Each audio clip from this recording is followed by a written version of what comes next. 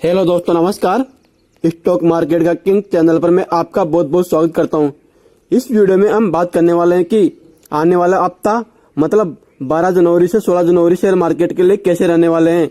लेकिन उससे पहले हम दो फॉर्मेलिटी चेक कर लेते हैं कि क्या बाजार में इस हफ्ते कोई छुट्टी है या नहीं। तो दोस्तों, इस हफ्ते कोई छुट्टी नहीं है। और दूसरी, बाजार का माहौल क्या चल रहा है। माहौल मतलब शॉर्ट टर्म पिछले 5 दिन का। तो आप देख सकते हो कि बाजार पिछले 5 दिन में लगभग 2.25% गिर चुका है। तो बाजार का शॉर्ट टर्म माहौल तो गिरावट का ही नजर आ रहा है। यह हफ्ता मार्केट के लिए बहुत ज्यादा एक्शन पैक रहने वाला है, क्योंकि इस दौरान कई बड़े इवेंट्स, डाटा एंड दिग्गज कंपनियों के रिजल्ट आने वाले हैं। तो चलिए अब एक एक करके इन सारे पॉइंट को डिस्कस कर लेते हैं कि इस हफ्ते ऐसे कौन कौन से ट्रिगर पॉइंट रहने वाले हैं जो आइदर या तो मार्केट में तेजी ला सकते हैं या गिरावट। देन सबसे पहले बात करते हैं क्वार्टर 3 के रिजल्ट के बारे में। जनवरी का मंथ क्वार्टरली रिजल्ट का सीजन होता है। इस हफ्ते हमारे बाजार की कई दिग्गज कंपनियां अपने क्वार्टर 3 के नतीजे पेश करेगी।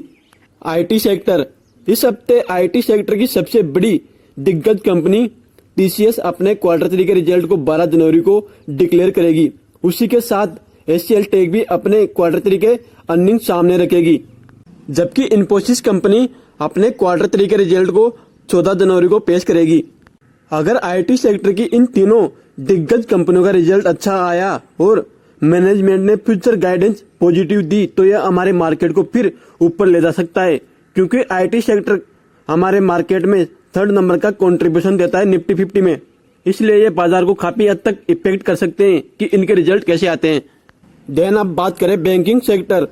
इस हफ्ते 17 जनवरी को देश के सबसे बड़े प्राइवेट दिग्गज बैंक एचडीएफसी के रिजल्ट भी आने वाले हैं और उसी दिन आईसीआई बैंक भी अपने क्वार्टर 3 का रिजल्ट डिक्लेयर करेगा। तो यह हफ्ता मार्केट के लिए बहुत ज्यादा इंपॉर्टेंट रहने वाला है कि मार्केट कौन सी साइड करवट लेगा। अगर इन दोनों बैंक ने अपने नंबर अच्छे दिखाए और मैनेजमेंट की फ्यूचर गाइडेंस अच्छी रही तो लिटरली फिर बाजार में अच्छी तेजी आ सकती है।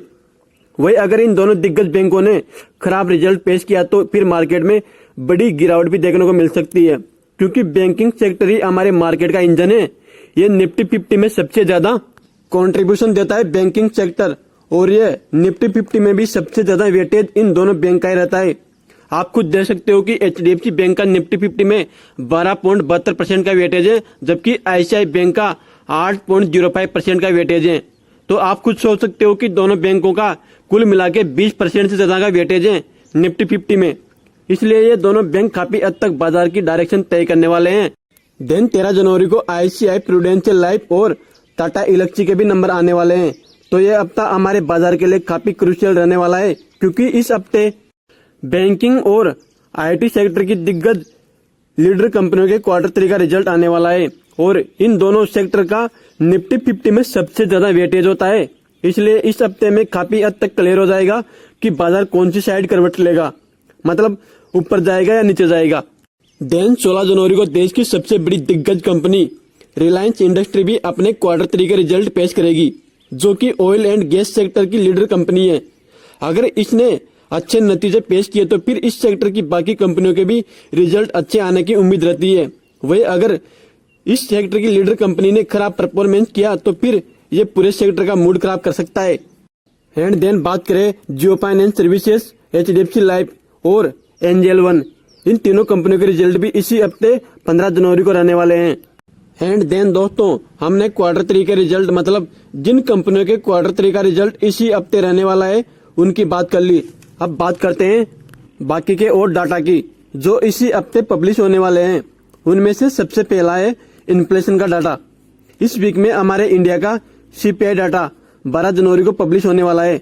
आप खुद देख सकते हो कि हमारा प्रीवियस सीपीआई का डाटा 0.71% था, जो इस क्वार्टर में अनुमान लगाया जा रहा है कि ये बढ़ के 1.50% तक आ सकता है।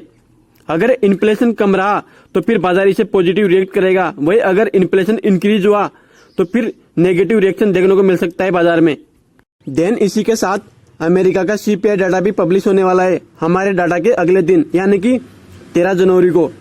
अमेरिका का सीपीआई डाटा ग्लोबल मार्केट को इफेक्ट करेगा कि डाटा कैसा आता है, पॉजिटिव या नेगेटिव, वो देखना काफी इंटरेस्टिंग रहने वाला है। और इस डाटा का इफेक्ट हमारे मार्केट पर भी जरूर देखने को मिलेगा। अगर अमेरिका का इन्फ्लेशन का डाटा उम्मीद से ज्यादा आता है तो फिर अमेरिका का फेड इंटरेस्ट रेट कम करने में देरी कर सकता है, जो कि इंडियन मार्केट खासकर आईटी सेक्टर के लिए थोड़ा नेगेटिव पॉइंट हो सकता है। अगर सिंपल वर्ड्स में कहूं तो इन्फ्लेशन का डाटा कम आया तो मार्केट में बुल रन, और अगर इन्फ्लेशन का डाटा बढ़कर आया तो मार्केट में फिर बेयरिश मूव देखने को मिल सकता है। देन अब आगे बढ़े तो एपआईएस और डीआईएस का डाटा। पिछले कुछ समय से एपआईएस नेट बिकवाली कर रहे हैं मार्केट में। अगर उनकी बिकवाली रुकती है और वो नेट बायर बनते हैं तो मार्केट में शॉर्ट कवरिंग रैली आ सकती है, और ये भी देखना काफी इंटरेस्टिंग रहेगा कि डीआईएस मार्केट को कितना सपोर्ट प्रोवाइड करते हैं। देन अब क्रूड ऑयल की बात करें तो इंटरनेशनल मार्केट में WTI क्रूड का भाव 59.12 बैरल पर लीटर चल रहा है, जबकि ब्रेंट क्रूड का 63.34 बैरल पर लीटर। क्रूड का 60 से 65 की रेंज में रहना है हमारे लिए सबसे बड़ा पॉजिटिव पॉइंट है। अगर क्रूड ऑयल से रिलेटेड मिडिल ईस्ट या किसी और कंट्री से ग्लोबल न्यूज आती है तो क्रूड ऑयल की कीमतों में बढ़ोतरी देखने को मिल सकती है, जो कि हमारे मार्केट के लिए बैड पॉइंट है, क्योंकि हम वर्ल्ड से तेल को इंपोर्ट करवाने में सेकंड नंबर की सबसे बड़े लार्जेस्ट कंट्री है। इसलिए हमारे लिए तेल की कीमतें जितनी कम रहेगी उतनी अच्छी है, क्योंकि तेल की कीमतें बढ़ने पर इन्फ्लेशन बढ़ने का खतरा रहता है। एंड अब आगे बढ़ने से पहले अगर आप सभी को मेरी वीडियो पसंद आ रही हो तो वीडियो को लाइक एंड चैनल को सब्सक्राइब करना ना भूले, और बेल आइकन पर ऑल सेलेक्ट करके रखें ताकि मैं जब भी नया वीडियो लेके आऊं सबसे पहले आपको नोटिफिकेशन मिले। देन अब लास्ट पॉइंट की बात करते हैं, प्री बजट। क्योंकि 1 फरवरी को यूनियन बजट रहने वाला है, इसलिए जनवरी के दूसरे हफ्ते में मार्केट में प्री बजट स्पेकुलेशन मतलब अनुमान लगाना शुरू हो जाता है। एग्रीकल्चर, डिफेंस एंड इंफ्रास्ट्रक्चर की कंपनियों में मूवमेंट बढ़ने की पॉसिबिलिटी होती है, क्योंकि ट्रेडर और इन्वेस्टर को इन सेक्टर में बड़े ऐलान की उम्मीद रहती है बजट से। एंड देन अब समरी की बात करें तो आने वाला हफ्ता मतलब 12 जनवरी से 16 जनवरी डबल एक्शन जोन में रहने वाला है, क्योंकि एक तरफ बड़ी बड़ी कंपनियों के क्वार्टर 3 के रिजल्ट आने वाले हैं और दूसरी तरफ इन्फ्लेशन का डाटा जो इंडिया का और अमेरिका का आने वाला है। तो ठीक है दोस्तों, आशा करता हूँ आप सभी को वीडियो काफी हेल्पफुल लगा होगा। आप चाहो तो वीडियो को लाइक एंड चैनल को सब्सक्राइब कर सकते हो। मिलते हैं नेक्स्ट वीडियो में, तब तक के लिए bye bye friend, thank you.